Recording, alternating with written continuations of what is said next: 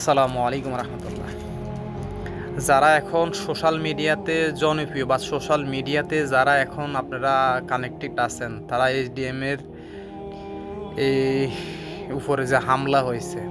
এই বিষয়টা খুবই সচেতন মানুষ যারা, তাহলে এই জিনিসটা লক্ষ্য করে বুঝবেন যে বিষয় হলো, আপনি যখন মানে একটা জিনিস চিন্তা করেন, বাংলাদেশে একটা যে মব সৃষ্টি করে যে 10-12 জন মিলে একটা ঘটনা ঘটাই দেওয়া,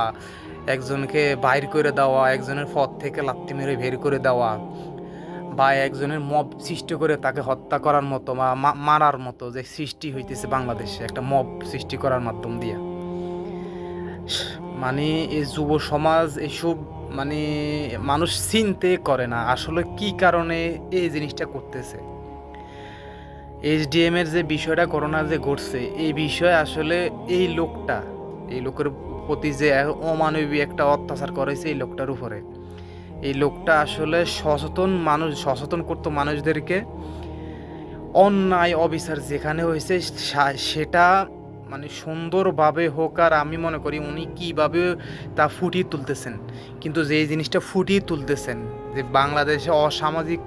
কর্মকাণ্ড যারা করে বা মানে মানে বিষয় হলো যে হ্যাঁ, সঠিক পথে যারাই থাকবে তাদের বিরুদ্ধে কোনো ষড়যন্ত্রের মাধ্যমে একটা মব সৃষ্টি করে তাকে মারা, যে বাংলাদেশের একটা কালচারে পরিণত হয়ে গেছে গা। এইচডিএম এর উপরে যে ঘটনাটা ঘটছে, আমি মনে করি এটা খুবই মর্মান্তিক একটা ঘটনা ঘটছে। এইসব আল্লাহ তাদেরকে হেদায়েত করুক আসলে, কারণ এইসব লোক আসলে কি কারণ এডি করে, আমি মনে করি এগুলো একটা পরিকল্পনার সামিল এই ঘটনাগুলো করানো হইতেছে।